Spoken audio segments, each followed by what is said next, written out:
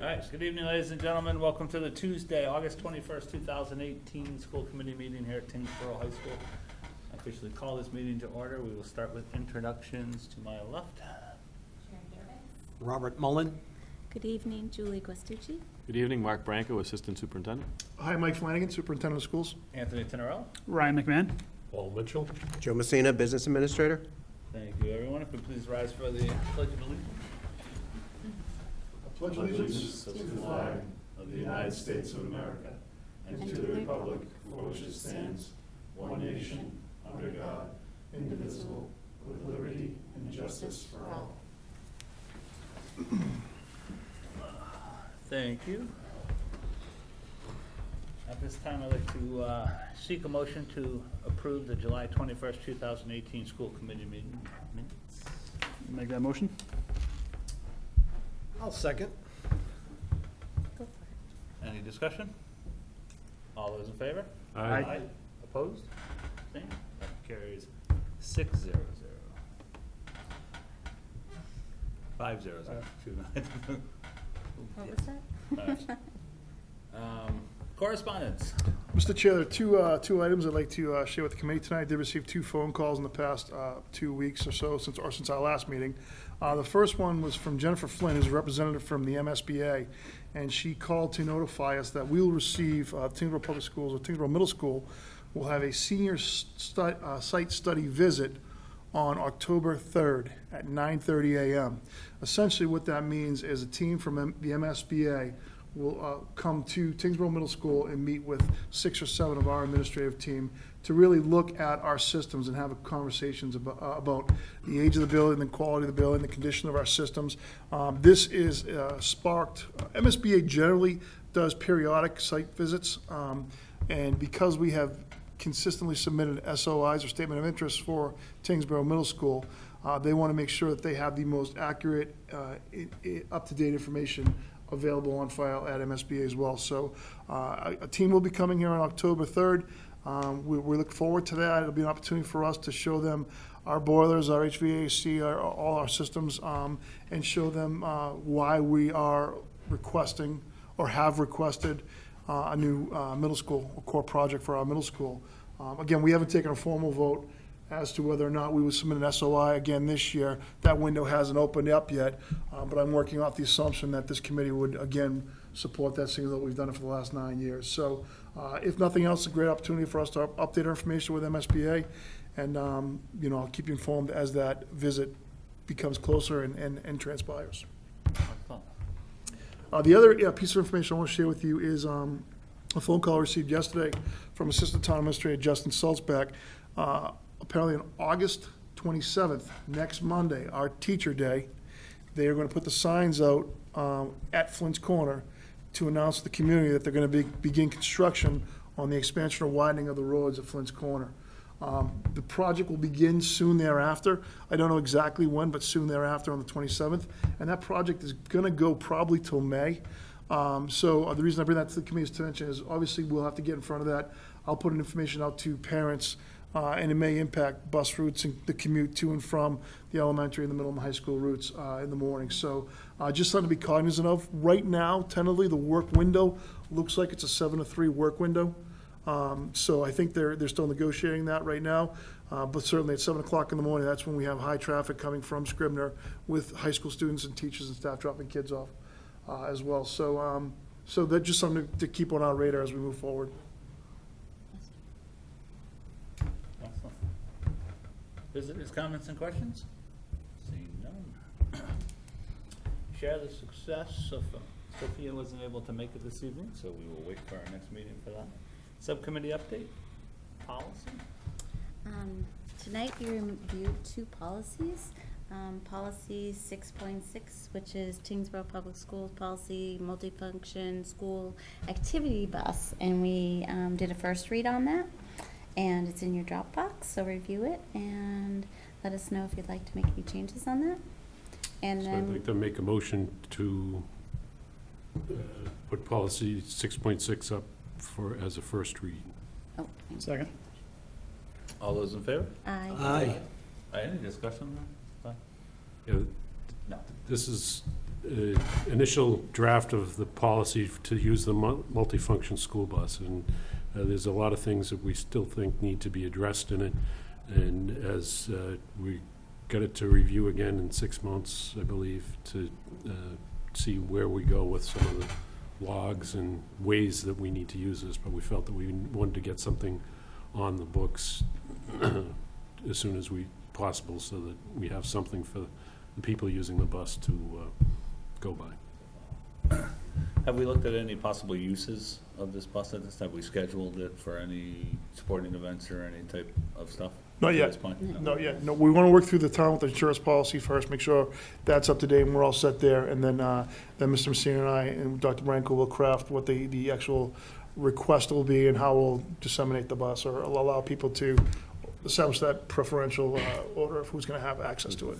I'd just like to clarify, it's not a bus, it's a multi. It's a vehicle. Vehicle. All right. Yes. Call that to the All right, so we did have, we Thank had a you for vote, we had a second. All those in favor? Aye. That carries 5-0. And then we also looked at policy 3.11 and 4.11, which is the responsible use of information technology policy for students and staff. There was a few small changes. We're trying to push this through as a second read because we'd like this ready to go because it affects the BYOD, bring your own device. That's starting in September, so we did make a few small changes, but we'd like to push it through make a motion for a second read. Okay, so I'd like to make a motion to accept policy 3.11 and 4.11, the same policy in 2 different places, as a second read for the information technology applications. Second? Any discussion?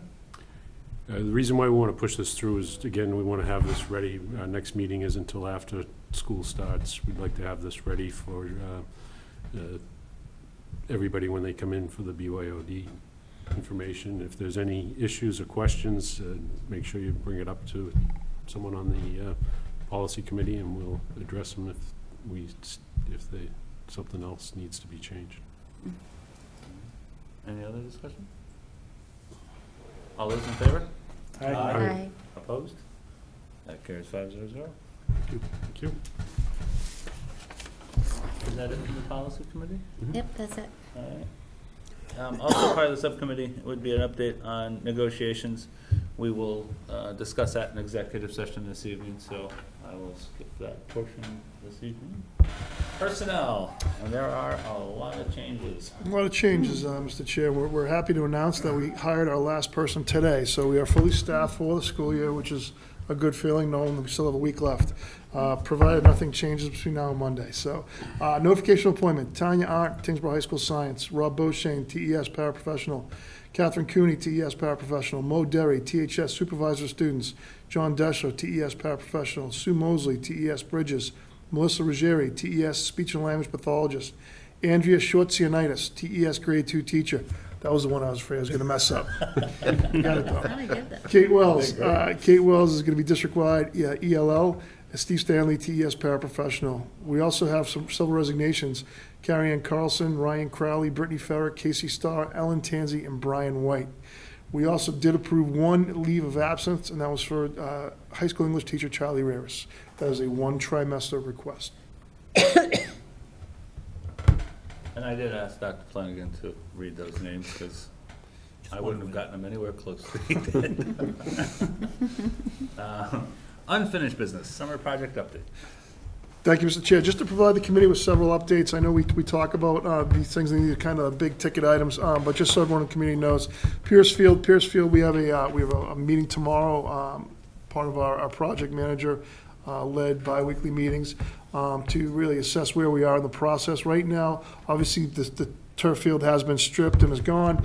Right now, their contractor is grading the field, pulling gravel off, putting gravel on. But in terms of the timeline, that's what everyone really wants to know. That's about another 2 weeks or so of grading the field itself. The turf is scheduled to be delivered the first week in September. Around September 9th is the beginning for the install crew. And again, that's about a 2 to 2.5 week process. So I think the hope right now that we're shooting for is we have a home game scheduled for September 28th. That's the one that we hope to hold harmless. But we've made contingency plans for 2 other football games. The rest of our teams are practicing and playing at Bicentennial Fields. So we have a plan in place for that. So that's on schedule right now, and we're really excited to see what that looks like and how that turns out. Happy to answer any questions about Pierce Field if anyone has them. I'll move right along to the culvert, TES culvert. So we received some good news last week. Assistant Town Administrator Justin Solsback called and said that MEMA had approved another extension on the money to fix the culvert at TES. And that was approved because we know that they know that there's a need for an additional culvert somewhere on site to support the design of the original culvert. I understand that somebody in Town Hall was also able to secure funding, grant funding, to get that second culvert.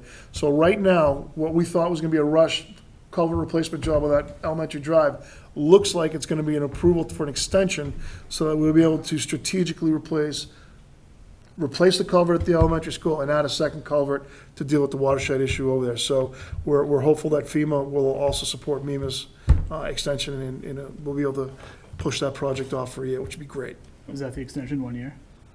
I believe so, yes. Is that- It's been a 1-year extension each time. Are we gonna wait till next August to look at this again? No, the plan would be, the plan's in place. It's a matter of getting boots on the ground. The last day But of it's school next year. the town's responsibility to Correct. put this. We just need to make sure that the timing is conducive with the school. Correct. And as we said before, we've held harmless a bucket of money, approximately $84,000 of remediation funding, specifically for this culvert project to offset some of the costs of that. So that $84,000 is available. And again, if the cost, it may go up a little bit, but we'll see how that shakes out. So that's the culvert project. Select Solar. Select Solar is actually going to be on campus Thursday, booming equipment and supplies to the roof, and the panels will be delivered on September 8th, and they'll start installation of the solar panels in September. I think it's about a 2-week project, 2-week install project is what we're told. But they're going to do all the preliminary work that they can prior to kids coming back. So we're excited that project is also moving forward. TMS 106, that bathroom is complete. We just need to strip and wax the floor, but done a great job converting that bathroom, so now it is a highly accessible bathroom for some of our students who are medically fragile. And finally, the TES elevator, as you know, we were replacing the piston on one of the elevators at TES, again with remediation funding. Work was supposed to happen yesterday. We were promised by the owner of the company that would be done. It did not happen. Ryan Guthrie's had several conversations with them, and the hope is that we get it done before school. I do need to say, the work we're doing on that elevator is preventive maintenance. There's nothing wrong with the elevator. It's still a safe elevator. But what we're doing is trying to be proactive and preventive. So if it doesn't happen, it doesn't happen. There's nothing wrong with the elevator at this point. And that's all I have for the summer project updates. Thank you very much for that. New business, Dr. Branco. So in your drive, you have the PDF draft copies of the 3 school handbooks as well as the athletic handbook. There were some minor changes, mostly to the titles of administrators with changes in positions, new hyperlinks for any of the policies that have changed from last year to this year. So with the exception of those minor changes, the handbooks are pretty much a rollover because they were cleaned up quite a bit last year. So tonight we're just seeking a motion for approval of the handbooks so that we have handbooks ready to go, and they'll be digitally signed off on by parents and shared through the portals on the first day of school. Could I get a motion to approve the 2018-19 school handbooks and athletic handbooks? I would like to make a motion to approve the 2018-2019 school handbooks and athletic handbook. Can I get a second? I'll second it. Any discussion? Yeah, I went through the handbooks, and I think that there's a lot more that can be done to them to minimize their length. And, the 60 pages in the high school and middle school handbooks, I think that we need to look at some of the policies that are the same across the district. for example, the bullying heading in each book is a little bit different, and it doesn't really, it's sort of dancing around stuff that I think we could do something more direct to make it easier and reference the policy that it in some of the cases it's referenced, in other cases it isn't. So I think that's something that we need to look at. So one of the things I've talked about with the building level administrators is putting a team together, and a lot of other school districts have done this, where we can come together and try to build one school handbook, and then there would be subsections unique to the elementary level or to the high school level. And so I spoke to Mr. Hook about that, and he had talked about us moving forward with that model maybe in a year from now. But there's a lot of stuff in there that's unique to the high school. As far as practices goes that you don't put in the elementary one. There's some language around programming that's in there. So I think the bulk of it, we could probably do exactly what you'd like to do, pare it down and get everything cleaned up. Well, I look at it, doing it a different way, is to look at, the table of contents in each one. Yep. For example, the bullying policy. Yes. It should be the same everywhere. And for the way I would write something is that, TES doesn't, is against bullying and follows the policies and procedures in the Tyngsborough Public School Policy number 5.1, whatever it is, and the same for the high school. And that's all they need to say. And just leave it at that. And they can click on the link and go to the policy, and everything is there. That makes sense. And to just start going through the table of contents and finding those things that are the same Yes. everywhere, and Yes. just make a general statement for each school. Okay, And we can do that. I'd approach it that way. Okay.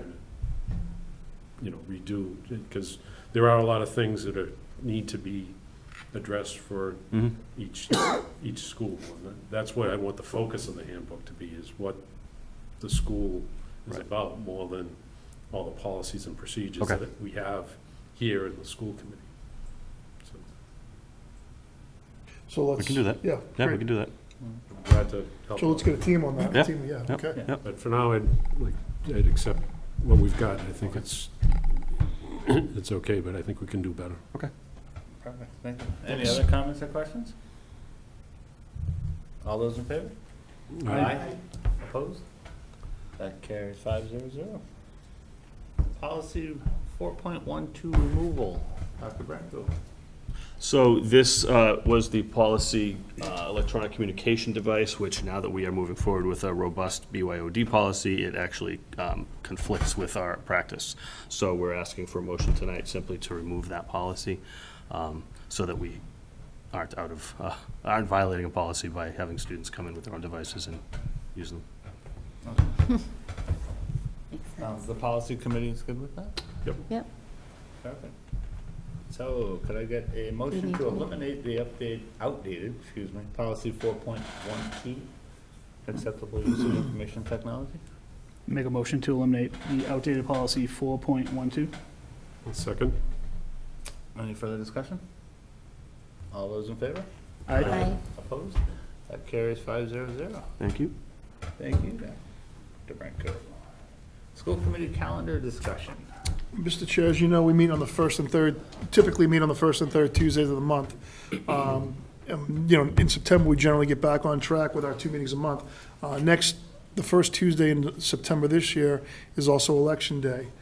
So it would be logical to move that meeting maybe out a week to September 11th, and then keep the 18th and get back on schedule. So we'd have back-to-back meetings. But, as we have the beginning of the year, there's a lot of information that we like to bring before the committee in terms of principles.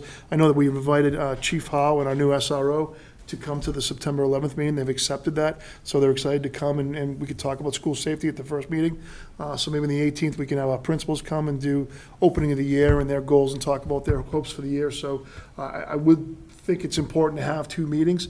So September 4th would not be a great date, so if we could get a motion to move that. And then after you vote on that, I would just like to do a little follow-up discussion about Election Day and what that's going to look like in the schools. Sure. Can I get a motion to reschedule our 9/4 meeting to 9/11? And then we'll be back on our regular schedule for the 18th. I'll make a motion to move our September 4th meeting to the 11th and then get back on schedule on the 18th. Could I get a second? One second. Any further discussion? Mm, All those in favor? Aye. Opposed? That carries 5-0-0. If I could just do an update about the election as well, for September 4th. It is a full-day school. We have had elections in school when we've had students in there before. So in talking with Town Clerk Joanne Schiffers, you know, historically, turnout is very light for the, this primary. So the number of voting booths can be reduced drastically. So we have a couple modifications just to accommodate the students in school. At Tyngsborough Middle School, if you're familiar with where the parents drop the students off in the morning at that side door, we're gonna have voters enter the building from the side door right there. We're gonna close the stairwell, and they'll go right into a classroom with no access to the rest of the school, and they'll vote in that classroom, and they'll leave right from there. In and out, no access to the rest of the building. At the elementary school, a little bit more difficult. So what we did is we measured it out today, and we're going to petition off the front corner of the cafeteria, where people generally enter for master lists and pick up and voting, or where they exit for voting. Sometimes they come in through, they're gonna enter and exit through the same door. We'll have check-in, voting, check-out right there through that door as well. So they'll have no access to the main lobby of the rest of the school as well. Additionally, there's a uniformed police officer in each school on voting days. And certainly at the elementary school, our administrative team will be in the cafeteria during lunches, just monitoring voting and people coming in and out of school. We don't see it as a huge distraction or disruption to the learning environment at all. We're confident that we can handle this and manage it. But parents are concerned, and I understand. So that's what we're gonna do to the best of our ability.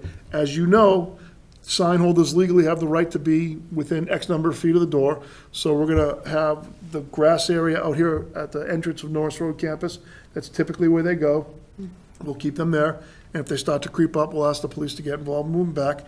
At the elementary school, it's a little bit more difficult because they can go down by the road and they can be on that front courtyard because it's X number of feet from the door. So again, we'll have the Tyngsborough Police work with us to ensure that no one encroaches upon the school.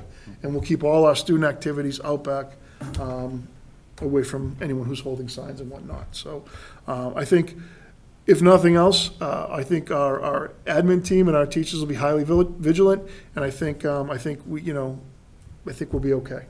I'm confident we're gonna be okay. I'm confident this is gonna go smoothly. So that's the update on that. In case anyone asks. School lunches won't be affected. We're as gonna far as run regular elementary lunch, school, no? and- Right, that was a question that I had received as well, that if we're voting, how does that affect our lunch? All we have to do is really relocate 3 cafeteria tables. Yeah. So if we have to, we'll put them in the lobby right outside the gym. Very good. Any comments or questions on? Just an update. Yeah. Thanks. All right, we're going to finance. Mr. Messina. Thank you, Mr. Chair. Tonight, we had 7 warrants presented tonight. They've been returned to me, all signed. In your drive is the list for August 21st, warrant numbers, accounts, and amounts. Also, due to the length of time since your last meeting, the week of August 7th, your alternate single signer, Rob Mullen, came in, signed 11 warrants. That list of warrant numbers, accounts, or amounts are also in the drive, dated August 7th. For signing of payroll, since your last meeting, we had 3 payrolls. Again, in the drive is the payroll date with warrant number and amounts. All right. I got school committee discussion. We will start tomorrow. Well, first, I would like to welcome all of our teachers and students back next week and wish them a very excellent new school year. And that's all I have. The same as Rob. I'd like to Copycat. I'd like to wish everybody a great school year, which I'm sure it will be. And then also, I just have a quick question about the Chromebooks we purchased last year, what will be their use for this year now that we have to bring your own device? So the Chromebooks at the high school that we currently have are being redeployed into small classroom sets, so that if a student doesn't have a device that they're bringing to and fro, or if they have one and they just happen to forget it, they'll be easily accessible. We won't be pushing carts around anymore. So there'll be 3 or 4 or 5 Chromebooks deployed in the back of classrooms. Oh, great. At the middle school, because the new math program is coming at 6 to 12, we needed to ensure that all of the math classrooms had the devices available for students, because now, remember, we're on a science program and a math program that's digitally based. Okay. So at both, in this campus, we're going to be in good shape with those Chromebooks deployed. Great. Well, it's good to hear. They're put into good use. And not to take your turn away from it, but Derek Piper and his team have been working like crazy this summer, like crazy. I'm sure. Not that the rest of us aren't working hard, but they are running all over the place getting us ready to keep up and to provide the students and staff with the best possible tools. So it's been Awesome. fascinating to watch how quickly they get stuff done. Great. Good to hear. Thank you. I'm good. Very good. Mr. Messina? I'm all set tonight, thank you. Just want to hope everybody has a good end to the summer and a good start to the new year. I'm glad the heat is finally abated. Hopefully it'll be a nice, cool week for the first week of school, but who knows? It's exciting, all the projects that are coming along. I know that they're coming in a little bit late, but that happens, and we'll just push through and get these things accomplished. So it's a great start and great to move forward. Thank you. Just want to echo everybody else's thoughts, welcome all the teachers and students. Can't believe summer's over already. The older I get, the faster they go. Must feel like 2 weeks for you. Awful. That is true. I would like to start by wishing Dr. Branco a happy birthday. No, thanks. 52, 53, somewhere in there anyway, a couple years older than me. But also just remind everyone that starting Tuesday morning, there will be children standing on the roadside. School buses will be coming down your streets.